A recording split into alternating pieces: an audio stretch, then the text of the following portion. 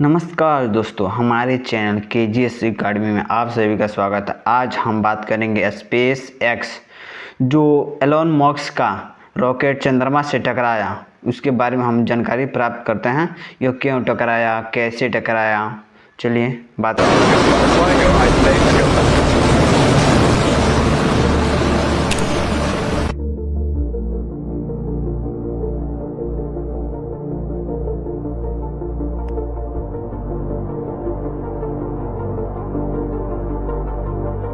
चलिए देखते हैं।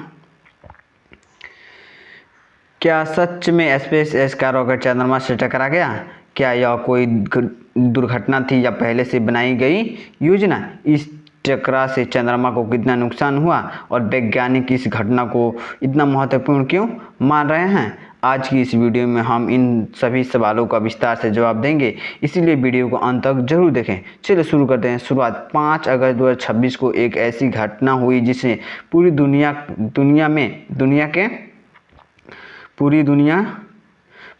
के वैज्ञानिक का ध्यान अपनी ओर खींच लिया। स्पेस एक्स के फॉल्कन 9 रॉकेट का पुराना अपर स्टेज यानी ऊपरी हिस्सा चंद्रमा की सतह से टकरा गया। यह कोई ऐसा मिशन नहीं था जिससे चंद्रमा पर टक्कर कराने के लिए भेजा गया हो, बल्कि यह रॉकेट वह हिस्सा था जिसने अपना काम पूरा करने के बाद अंतरिक्ष में ही जारी रखा। समय के साथ इसकी कक्षा बदलती गई और आखिरकार यह चंद्रमा से टकरा गया। फॉल्कन 9 क्या है, चलिए देखते हैं। फॉल्कन 9 दुनिया के सबसे सफल पुनः उपयोग योग्य रॉकेट में से एक है। इसे स्पेस एक्स ने विकसित किया। इस रॉकेट की सबसे बड़ी खासियत यह है कि इसका पहला चरण वापस पृथ्वी पर उतर सकता है और दोबारा इस्तेमाल किया जा सकता है, लेकिन इसकी ऊपरी चरण हर बार वापस नहीं आती। कई बार मिशन पूरा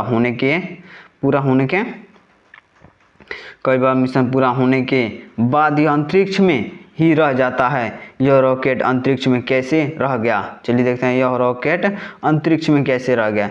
जनवरी 2025 में फॉल्कन 9 ने 2 चंद्र मिशनों को लॉन्च किया। पहला मिशन था फेरोरेलिफी एग्रोस्पेस ब्लू गोस्ट लूनार लैंडर और दूसरा जापान की कंपनी iSpace के रीजिलेंस लूनार रडार। दोनों अंतरिक्ष यानों की उनकी दिशा में भेजने के बाद फॉल्कन 9 का अपर स्टेज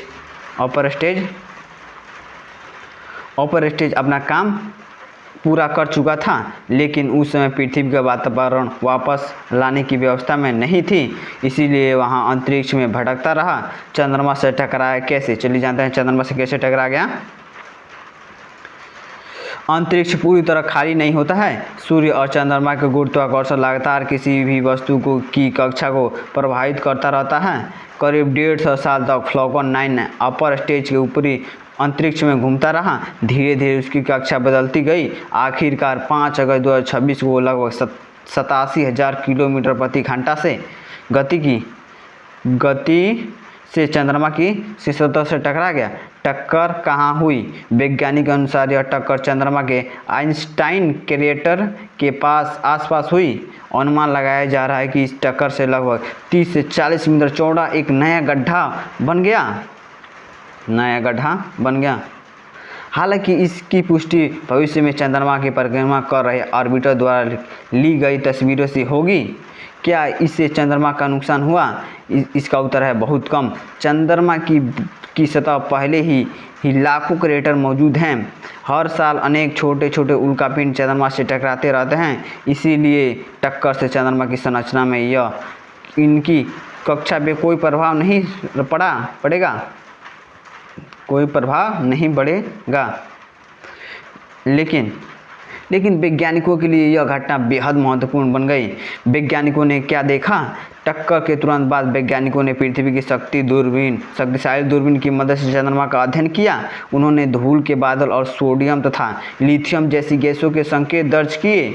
इन आंकड़ों को वैज्ञानिक के समझने की कोशिश कर रहे हैं कि चंद्रमा की सतह पर तेज गति की टक्कर होने पर किस प्रकार की सामग्री बाहर निकलती है।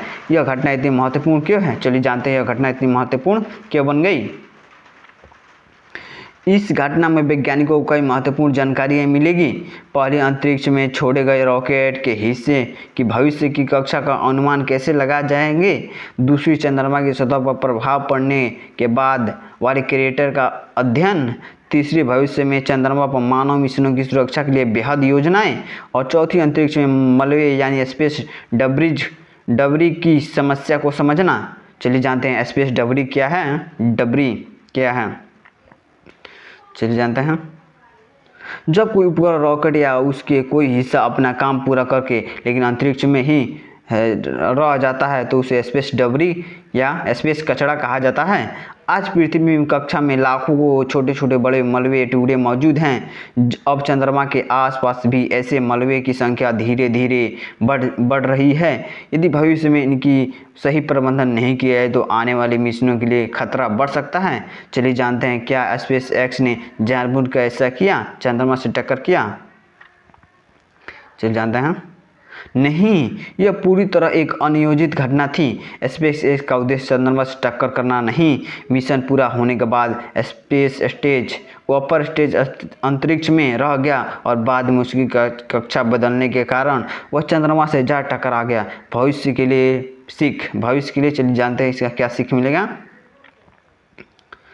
जैसे जैसे अंतरिक्ष में मिशनों की संख्या बढ़ रही है वैसे वैसे अंतरिक्ष मलबे का प्रबंधन भी आवश्यक होता जा रहा है। नासा, इसरो और स्पेस एक्स जैसी एजेंसियां अब ऐसे तरीके का काम कर रही है जिनसे मिशन पूरा होने के बाद रॉकेट के हिस्सा की सुरक्षित तरीके से हटाया जा सके। महत्वपूर्ण तथ्य जानते हैं।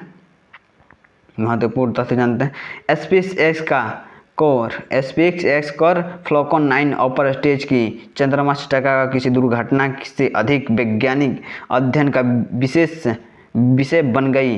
इस घटना से चंद्रमा का कोई बड़ा नुकसान नहीं हुआ, लेकिन वैज्ञानिकों को भविष्य मिशन मिलने के लिए बहुमूल्य डेटा आवश्यक मिल गया। जय हिंद, जय भारत। अगर वीडियो आपको पसंद आया तो अपने दोस्तों के पास शेयर करें, लाइक करें और चैनल को सब्सक्राइब करना ना भूलें। और ऐसी जानकारी अंतरिक्ष और विज्ञान बीपीएससी जानकारी के लिए हमारे चैनल को सब्सक्राइब करें।